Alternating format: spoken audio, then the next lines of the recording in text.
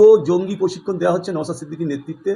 ভাঙড়ে জঙ্গিদের প্রশিক্ষণ হচ্ছে, ভাঙড়ে সন্ত্রাসবাদী ট্রেনিং, জঙ্গি ট্রেনিং হচ্ছে, এবং এখানে পাকিস্তানের মতো অবস্থা। মুখ্যমন্ত্রীকে এখানে হস্তক্ষেপ করতে হবে, নাহলে এই ভাঙড় বাঁচবে না। তাহলে আপনি যেটা বলছেন সন্ত্রাসবাদী আতুরঘর খুঁজতে গেলে এখন তো এনআইএকেও নামতে হবে, তারপরে সন্দেহবশীতে প্রচুর ছেলেকে তুলে নিয়ে যাবে, তাদের উপরে ভয়ঙ্কর সব কেস দেওয়া হবে, এবং তারপরে তারা হয়তো 10 বছর 15 বছর 20 বছর পর তারা হয়তো বেকসুর খালাস হবে। কিন্তু ততক্ষণে তো আপনি ভাঙড়ের সর্বনাশ করে দেবেন। এমনি বিজেপি আরএসএস আমাদের পিছনে লেগে আছে। ভাঙড় একটা মুসলিম অধ্যুষিত এলাকা, তাহলে আপনি ভাঙড়ের ছেলে হয়ে যদি এই কথা বলেন যে এখানে সন্ত্রাসবাদী ট্রেনিং চলছে, তাহলে তো এনআইএ এটা বিশ্বাস করতে বাধ্য, মানে শুভেন্দু অধিকারী এটা তো বিশ্বাস করবে। আপনারা মানুষের প্রতিনিধি, ভাঙড়ের মানুষ, আপনার নৌসাদের সঙ্গে শত্রুতা হয়েছে, কিন্তু ভাঙড়ের মানুষকে শেষ করে দেওয়ার আপনি কি পরিকল্পনা করেছেন? নাকি আপনি ওই বালিশাটার কাছে গেছেন, ওই বিজেপি বলে দিয়েছে তুমি এইরম এরম বলো তাহলে তোমার 7 খুন মাপ হয়ে যাবে? কারণ মারের ভয় তো শওকতেরও ছিল, আর মারের ভয় কিন্তু শুভেন্দুরও ছিল। এক ওই মানে কোনো ধোয়া তুলসী পাতা নয়। ওই কথা ছিল না, সচুয়া কাকে বিল্লি চলি হাজকো কারণে, উনি ফুরফুরায় চলে গেলেন পাপ মোচনের জন্য, এবং ওইখানে গিয়ে দাদা হুজুরের মাজারে গিয়ে জিয়ারত করে পীর সাহেবদের হাত ধরে ক্ষমা ফমাছে, আমার কি কেঁদে বেঁধেছিল। জানি না কেঁদেছিল কিনা, শুনেছিলাম কেঁদেছিল, মানে অন্তর থেকে উনি ক্ষমা চেয়েছিলেন। আবার যাদের যাদের বিরুদ্ধে তিনি ক্ষতি করেছিলেন, কেস ফেস যারা খেয়েছিল, কার বাড়ি মার্ডার করেছে, তাদের বাড়ি গিয়ে ক্ষমা চেয়েছিল, আমাকে ক্ষমা করে দেন, আমাকে একটা সুযোগ দিন। সুযোগ দেওয়ার পর এই অবস্থা। এখন বালিশাটা পছন্দ হচ্ছে।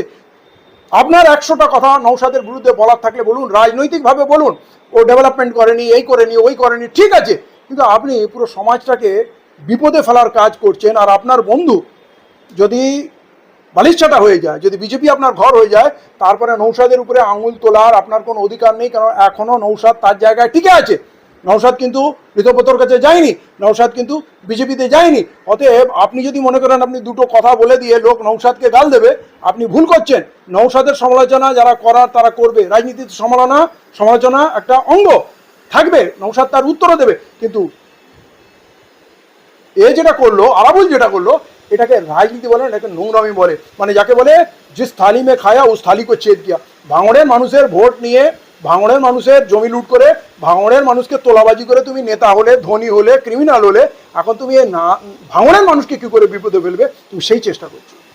এই আরাবুল ইসলাম রাজনীতিতে এসে যেটা করছে, অনেকে দলবদল করছে, সেটাও ঘৃণার বিষয়। যে এক কথা বলে ভোট নিচ্ছ, আর এক কাজ করছো। যেমন আইএসএফ থেকে তৃণমূল সবাই বলেছিল আমরা বিজেপির বিরুদ্ধে লড়ছি, তাহলে আরাবুলও বিজেপির বিরুদ্ধে লড়েছিল। তাহলে বিজেপির বিরুদ্ধে লড়ে যদি নওশাদ সিদ্দিকীর সঙ্গে কোনো কারণে মনোমালিন্য হয়, হতে পারে রাজনীতির মধ্যে অনেক কিছু, তাহলে বালিশাটাটা কী করে পছন্দ হয়ে গেল? সেটা তো সবাই জানে, যেটা বিজেপিরই একটা উইং শাখা, বিজেপির ছত্র চায়।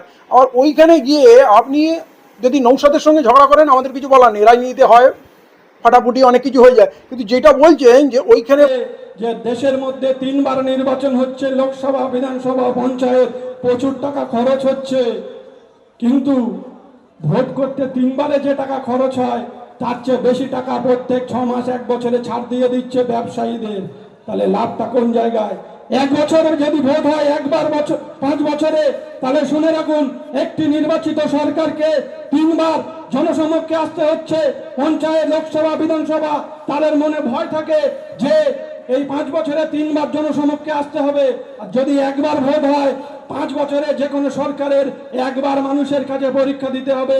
আর 4 বছর তাদের চুরি করার লাইসেন্স দেওয়ার জন্য বিজেপি যে 1 ভোটের নীতি নিয়ে চলেছে, হিটলারের যে 1 নেশন 1 এম্পায়ার আর 1 লিডার, এই যে ওদের ধারা, এর বিরুদ্ধে গিয়ে আমরা জীবনতলা সহ পশ্চিমবঙ্গ এবং ভারতবর্ষের বুকে বামপন্থীরা লড়াইয়ের মাধ্যমে গণতন্ত্র এবং সংবিধানকে রক্ষা করে তাদের অধিকার আদায় করবে।